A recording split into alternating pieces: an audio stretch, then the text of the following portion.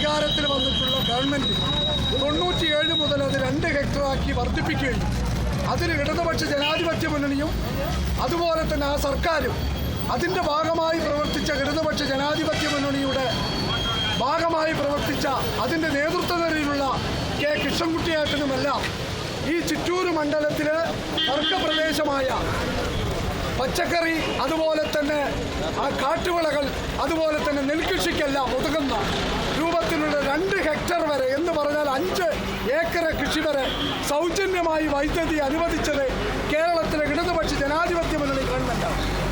അത് നടപ്പിലാക്കി ഇന്ന് വരെ അനുഭവിച്ചുകൊണ്ടിരിക്കുന്ന ആ സൗജന്യം നാളെ മുതൽ ഏപ്രിൽ മാസം 1 മുതൽ ഇനി കൃത്യമായിട്ടും അത് ഇലക്ട്രിസിറ്റി ഓഫീസിൽ ആ ബിൽ തുക കെട്ടേണ്ട ഒരു അവസ്ഥയാണ് ഈ ഗവൺമെൻറ് വരുത്തിയിരിക്കുന്നത്.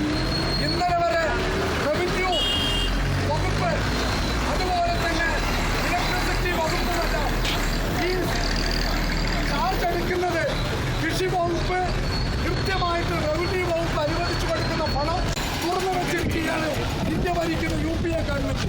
അതുകൊണ്ടാണ് ഇവിടുത്തെ പാവപ്പെട്ട കച്ചവടക്കാർക്ക് ചില്ലറ വ്യാപാര മേഖലയിൽ പോലും ഈ ദുരന്തം വിതറുന്ന UPA ഗവൺമെൻറ്റും കേരളത്തിലെ UDF ഗവൺമെൻറ്റും ഇന്ത്യയിലെ മൊത്തം ജനത്തിന് ആപത്താണ്. ആ ആപത്തിൻ്റെ മറ്റൊരു മുഖമാണ് ഈ സബ്സിഡി ഇല്ലാതാക്കി കേരളത്തിലെ പാവപ്പെട്ട ദരിദ്ര കർഷകരെയും ചെറുകിട കർഷകരെയും കഷ്ടത്തിലാക്കുന്ന ഈ വൈദ്യുതി സബ്സിഡി ഇല്ലാതാക്കുന്ന ഈ നടപടി. അതിനെതിരായി ഈ നാട്ടിലെ നല്ല മനസ്സിൻ്റെ ഉടമകൾ അതുപോലെ തന്നെ ഈ രാജ്യത്തെ സ്നേഹിക്കുന്ന പാവപ്പെട്ട ആളുകൾ ഈ പ്രതിഷേധത്തിൽ പങ്കുചേരണമെന്നാണ് LDFന് വേണ്ടി അഭ്യർത്ഥിക്കാനുള്ളത്.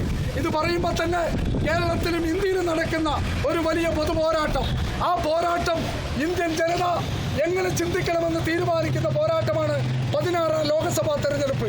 ആ തെരഞ്ഞെടുപ്പ് ആരാണ് ഇന്ത്യയിലെ ജനങ്ങളുടെ ശത്രു, ആരാണ് ജനങ്ങളുടെ മിത്രമെന്ന് തീരുമാനിക്കാനുള്ള പോരാട്ടമാണ്.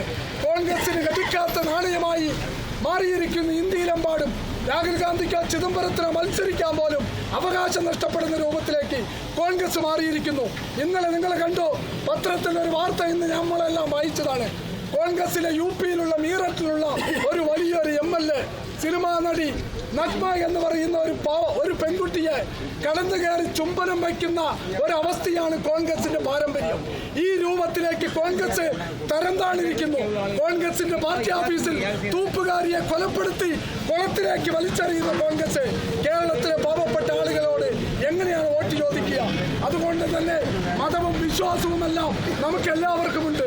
മതത്തിന്റെ പേരിൽ വിശ്വാസം, വെളിച്ചം, ആരോഗ്യം, റോഡ്, അവരുടെ ജീവിത നിലവാരം, അത്തരം പ്രവർത്തനങ്ങൾക്ക് നേതൃത്വം കൊടുക്കുന്ന ഇടതുപക്ഷ ജനാധിപത്യ മുന്നണിയുടെ സാരഥികളെ വിജയിപ്പിക്കാനുള്ള ദൗത്യം ഏറ്റെടുക്കാൻ ഈ നാട്ടിലെ നല്ല മനസ്സിന്റെ ഉടമകൾ തയ്യാറാവണമെന്ന് മാത്രം അഭ്യർത്ഥിച്ചുകൊണ്ട് ഈ പ്രതിഷേധ യോഗത്തിൽ പങ്കെടുത്ത മുഴുവൻ നല്ലവരായ LDFന്റെ പ്രവർത്തകരെയും നേതാക്കളെയും ഒരിക്കൽ കൂടി ഇടതുപക്ഷത്തിനെതിരായി പ്രതിഷേധിക്കാനെത്തിയ എല്ലാ കൃഷിക്കാരെയും പാർട്ടി പ്രവർത്തകരെയും ഇടതുപക്ഷത്തിൻ്റെ കമ്മിറ്റിയിൽ നിർത്തിയിട്ടുള്ള ചന്ദ്രേട്ടൻ, സ്വാഗതം പറഞ്ഞ ചന്ദ്രേട്ടൻ, അതുപോലെ യോഗം ഉദ്ഘാടനം ചെയ്ത ചേട്ടൻ, എല്ലാവർക്കും നന്ദി പറഞ്ഞുകൊണ്ട് അതുപോലെ പഞ്ചായത്ത് മെമ്പർ ശശികുമാർ